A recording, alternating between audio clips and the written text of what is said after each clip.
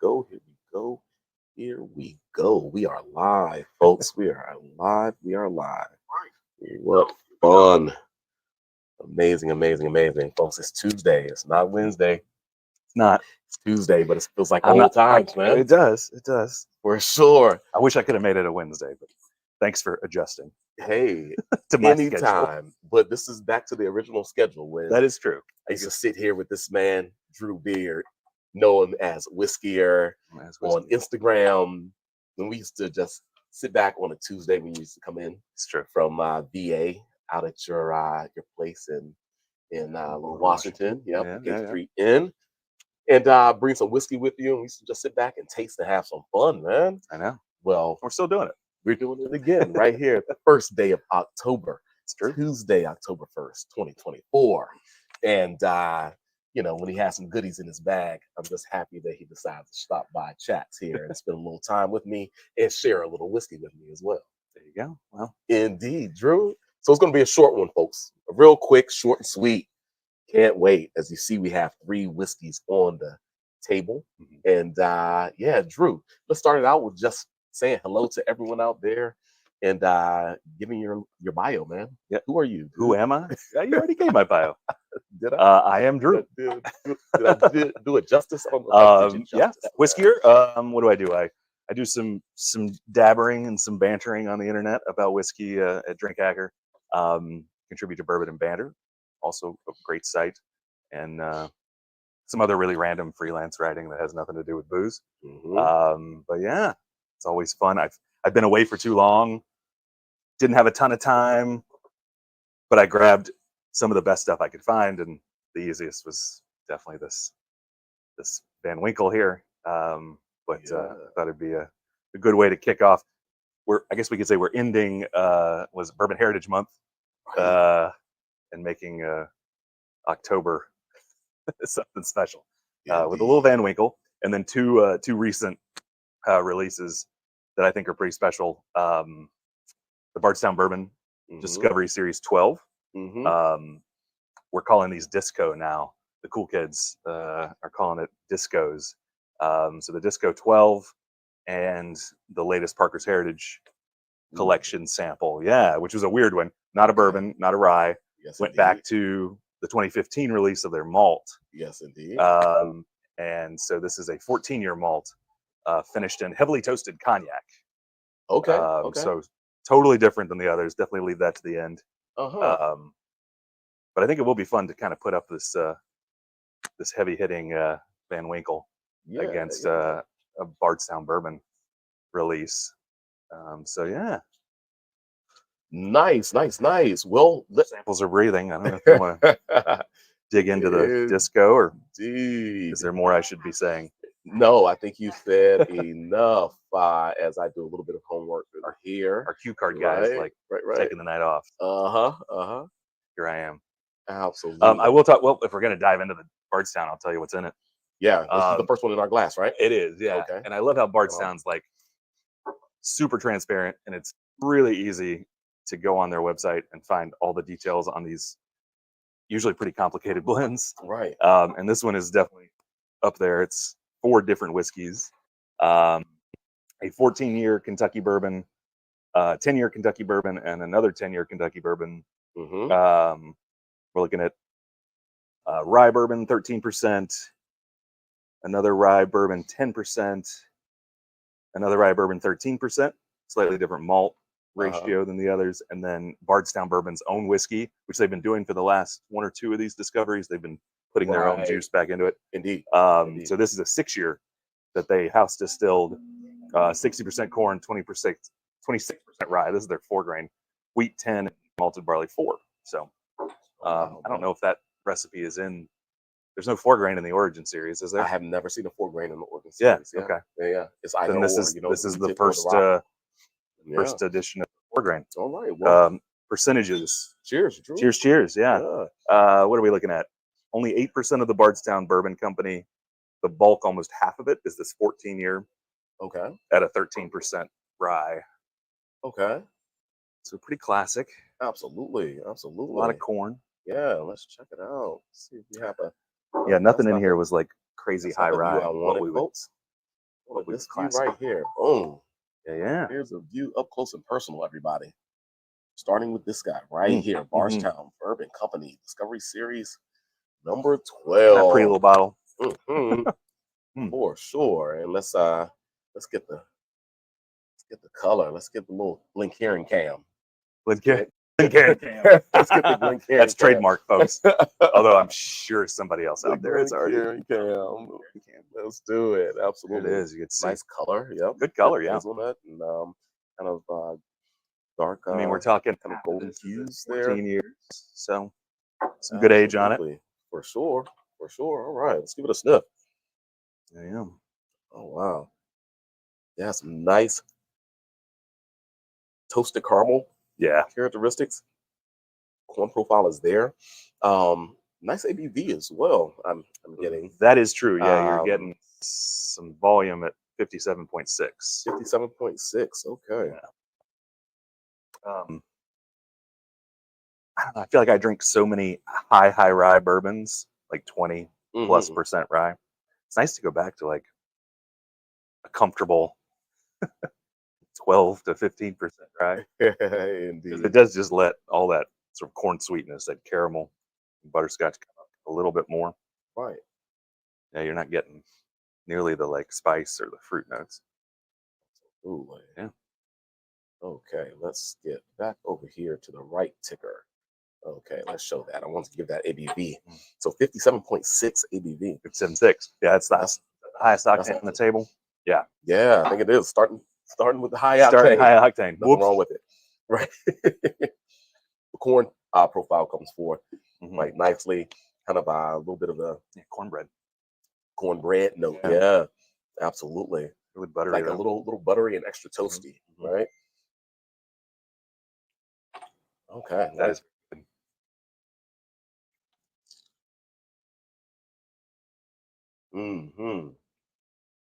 Reminds me of like some really good Russell's Reserve picks that I've tasted in the past. Yeah. Yeah. Oh wow. The clarity on that is quite nice as it kind of just gives you a splash of flavor at the finish. It kind of has a nice energy. It doesn't. It does have a too great weighty, energy, right? Yeah, it's bright. Like a splash of bright flavors there. Yeah. And that's helped. It's accentuated with that 57.6 ABV, which is what 115 2? So, yeah. 2 proof, right? 115.2. So yeah, it's good. Wow. Of course, folks, as Drew said, this is a 4-grain mash bill. There's a little bit of it in there, right? Just a little bit. Only 8%. Okay. A top dressing. Yeah. Absolutely. Wow. This has been all the rage, man. So many people have been coming in asking about this one. For Disco 12? Yeah. It was a buzzy. So at the Kentucky Bourbon Festival, lots of people were talking about it. Okay.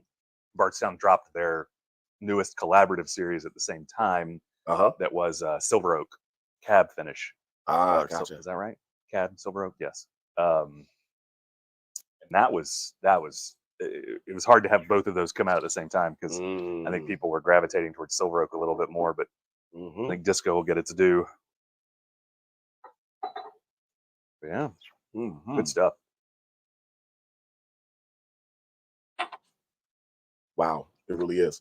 And that's the way to start off the show, Drew. Yeah, man. With the heavy hitter.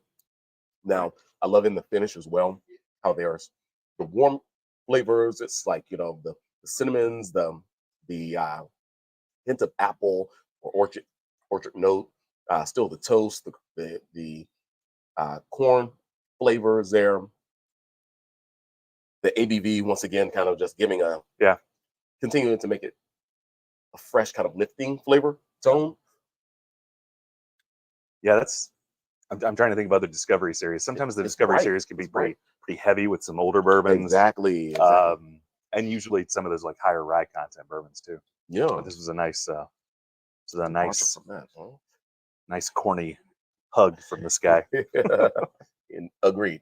So I guess we'll go from this very elegant, complicated blend of corn and rye bourbons to something fun, to a little wheat. Hey, why not? But let me give a rating on that. Oh, you got to rate. You got to rate. I'm jumping in. Rating wise, I love the complexity. I love the depth of flavor. The ABV is so right. The combination really does give you an expanse across the palate, and everything is very balanced. There's nothing that's really disjointed, within the flavor profile. Yeah.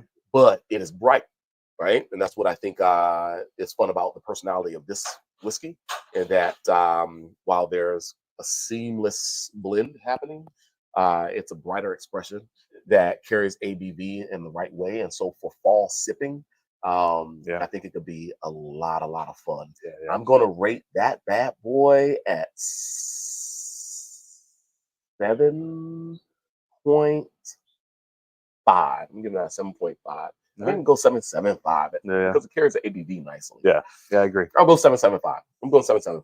Cool. Yeah, absolutely. Let's do 7.75 for the Bardstown Discovery Series number 12. Nice. Fun stuff, folks. Fun stuff.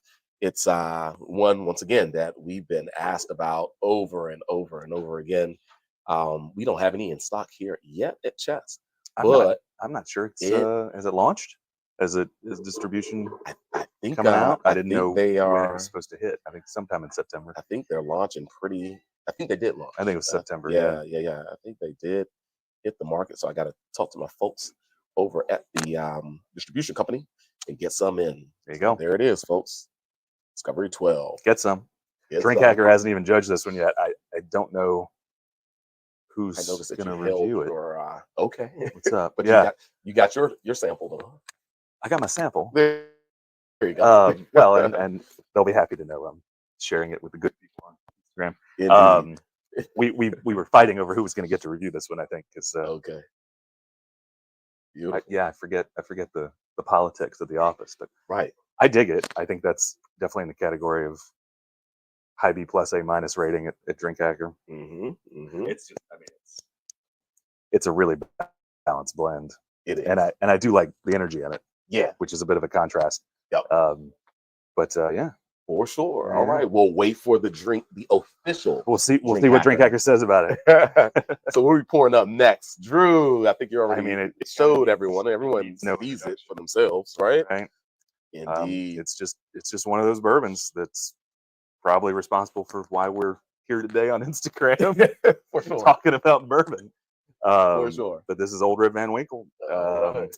Effectively Buffalo Trace's wheated mash bill, special barrels, aged 10 years, bottled at 107 proof. And yeah, it's one of those like in the pantheon of like non-pappy, right? These are people still criticize these aren't pappy, right? You can't call this pappy. It's Old Rip Van Winkle. Whatever. We all call it pappy. We all call it pappy, right? Everyone calls it pappy. If you're fortunate enough to get a bottle, you call it pappy. But yeah, I think I'm fortunate to be here sitting with this whiskey in my Glencairn on this day, nice. October 1st. And I appreciate you, Drew. Yeah, happy sharing. Happy fall. Happy sharing the love. Yeah, man. But yeah, like it's the entry level Van Winkle. Yeah. The lot lately, I've been seeing less of this than the Lot B 12 year. I feel like when Virginia gets its allotments, there's always less. There's always I think there were like 1,200 bottles of the Lot B 12 year, and there were maybe 500 of the 10 year. Oh wow! So I don't know if that's across the board, or if that's just how Virginia ABC gets its allocation. But I do wonder if they're making less of the 10. It is at that higher proof point, so less of it to go around. But I don't know. I've always sort of favored the 10 over the 12. Okay. The 12's great. The 12 is a little soft. Okay. Yeah, but this 107. But this 10 at 107. Okay. I've always thought always been such a fan of the 12-year line. Yeah. Though, so yeah. I mean, it's a great. It's one of those whiskeys. Like if you haven't had anything else, and it's like that's what you have after dinner, or it's like how you kick off it's amazing. Indeed. But I feel like it's easy to wash that out. For sure. If you're not careful. Well, let's get a little Glencairn Cam going. Glencairn Cam. Yeah, look at that Glencairn Cam in your face. In your face. In your face. Come on, look at that color. That is good bourbon. It's a beautiful color as well. Look at that, folks. Look at that. Let's back it on up a little bit, show you what we got. It's right there front and center, everybody. Yeah. 10-year Old Rip Van Winkle. Hey, life is good when you got some Van Winkle in the glass. Zoe's gonna be mad. Oh my gosh, that's all I've been thinking about. I'll save you some, man. Don't worry. For sure. Unless I sell it. Right. Oh, I need to pause something, Matt. Okay, great. Well, in retro, pause that, whatever it was. In retro. Retro pause happening. Oh yeah. So the creaminess, right? The almost velvet glove like essence. It is silky. Around It's really silky. Some little prickly leather toast.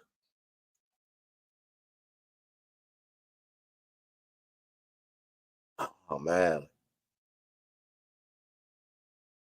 107 booze.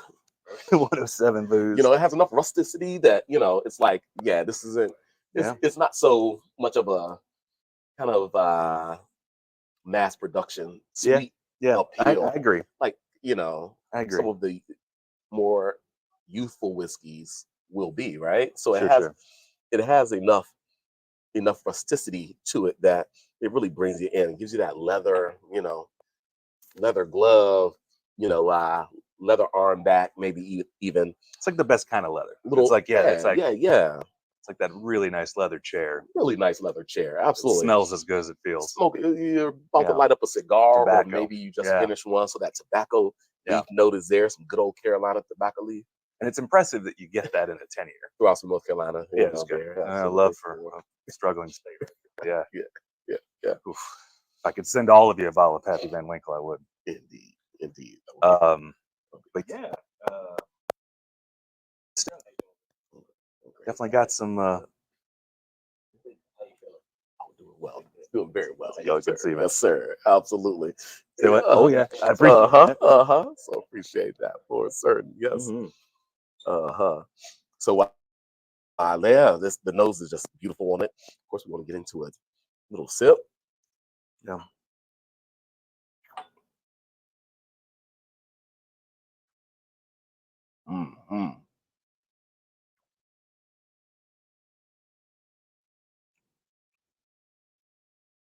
Well, folks, it doesn't disappoint. It does not disappoint. At 107, once again, for the 10-year entry level expression for the Van Winkle line, right?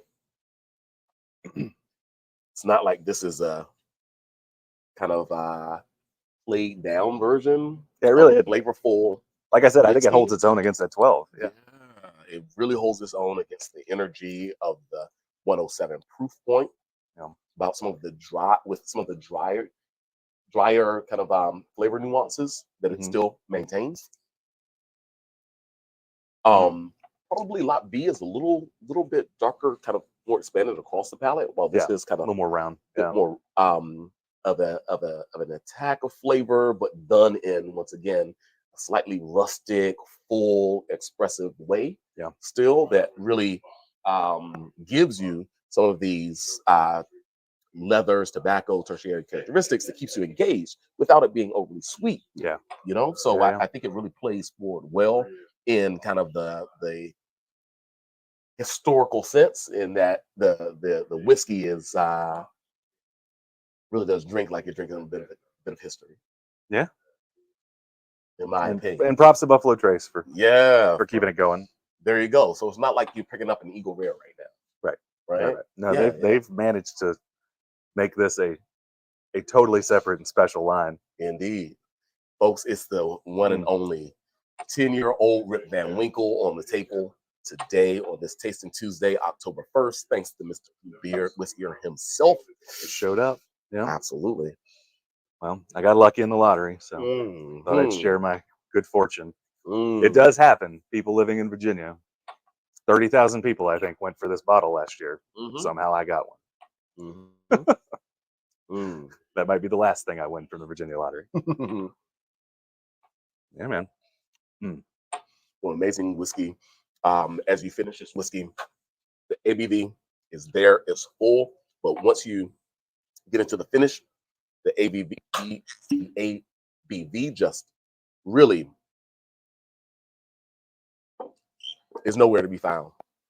There's a little bit of tingling on the palate, but there's no kind of excessive volatility at all on it into the finish.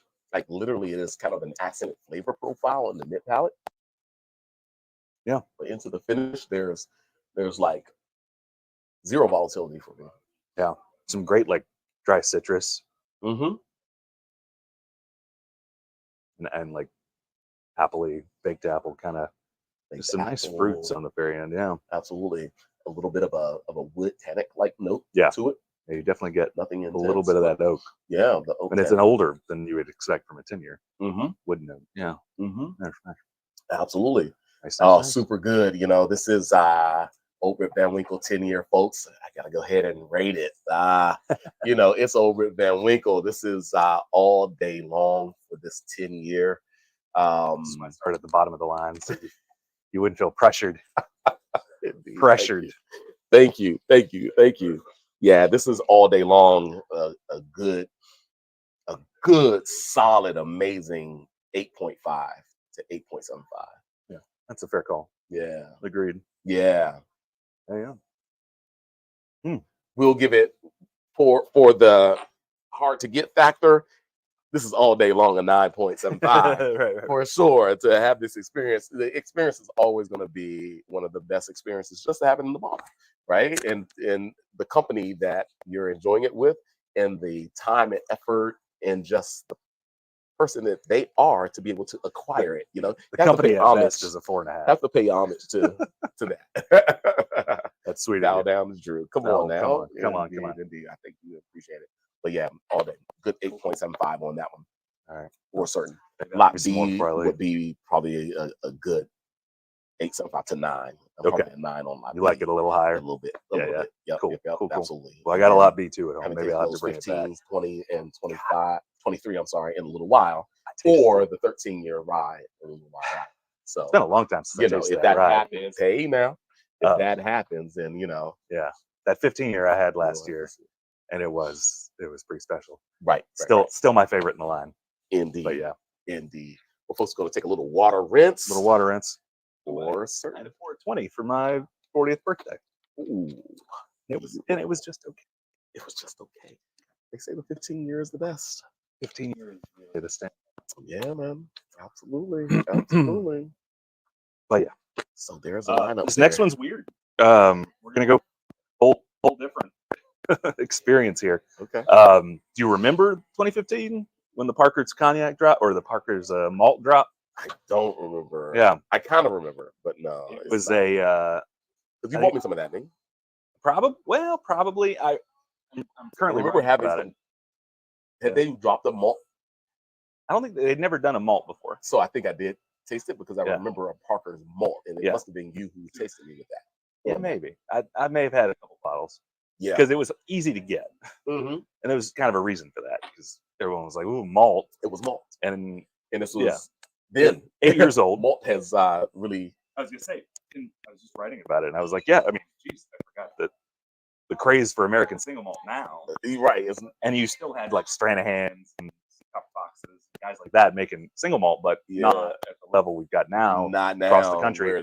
So like a true thing. For Heaven Hill to be dabbling in malt was fun, but it was, to be fair, it wasn't a single malt. It was 65% malt, 35% corn, I believe, is their recipe. Okay. Yeah. Gotcha. An interesting blend. 8 years old. I think it was all ex-bourbon aged back in 2015. Okay. I think it was the last Parker's to be priced under $100. Okay. MSRP. And you probably still find some of those old ones. But now we got 6 more years on it. Okay. I'm so sorry. I didn't scroll that Van Winkle bourbon. I'm sorry. I was still on the Bardstown. So yeah, everybody please just excuse that. We are moving on though now. Oh yeah. Yeah. Finishing time in this, what they call a heavy toast cognac barrel, which I guess Parker's been playing with heavy toast for the ryes and bourbons, I think, in the last few years.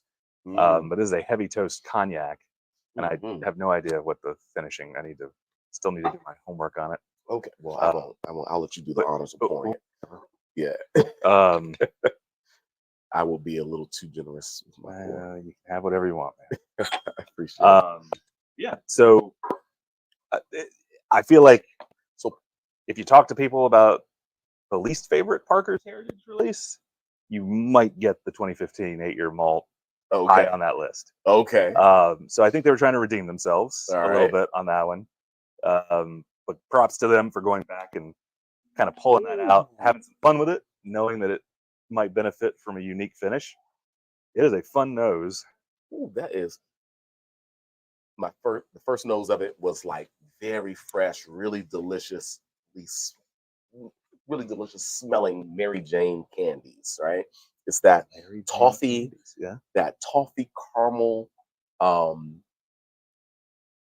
peanut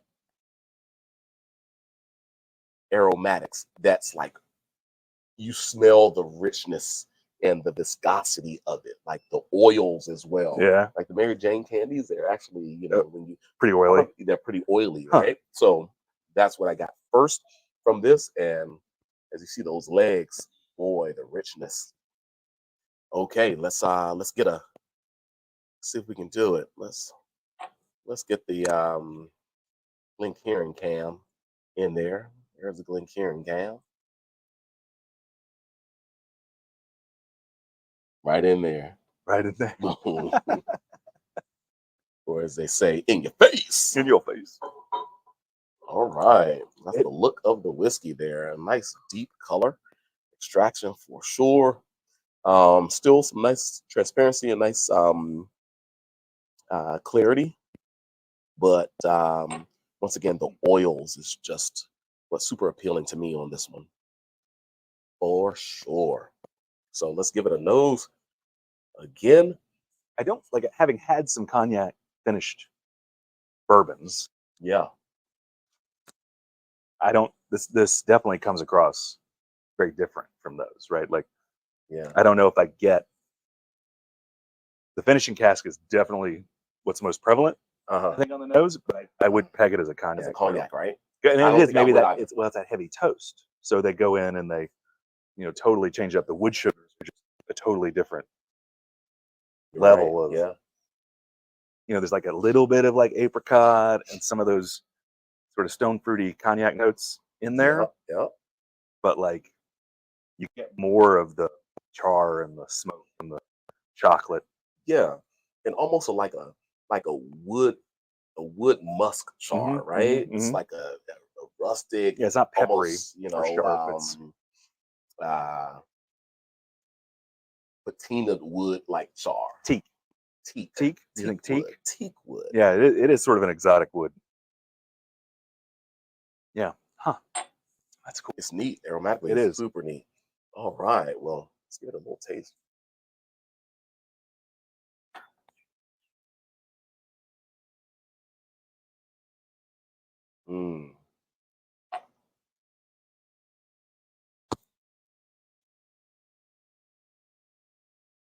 I have to imagine that plushness, that voluptuous mouthfeel of the malt, of the barley malt, warm, really just silky, palate, full, oils just sticking to the taste buds. Yeah. Nothing offensive at all, right? Yeah.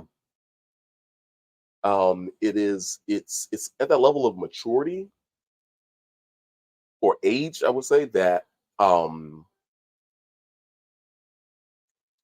don't know, some of the maybe more youthful fruit forward tones have fallen a bit, but you get like still these oils, these grain malted flavors. In the cereal, like the American single malt. Yeah, right. It's right in that mid palate, and it's like a super interesting, really well baked kind of cookie, biscuit. I don't know. It is a unique presentation of malt. But now that we have so many American single malts to compare it to, this is very different. But as you mentioned, not as much as close to the American single malt kind of intensities. There's something Yeah. that's like maybe a bit more elegant. And you say that potentially there's a level of corn Well, exactly. Adding some in sweet this, flavor right? adds. Which, Yeah. yeah. And so, like some of the oldest American single malt that I've had have been from Copper Fox for sure Yeah. and Stranahan's. Yeah, Right. yeah. Has Well, some they're two tenure of the more mature. Stranahan's and so forth, right? But with this one, having that corn, maybe that just kind of brings down some of the more malted like Yeah.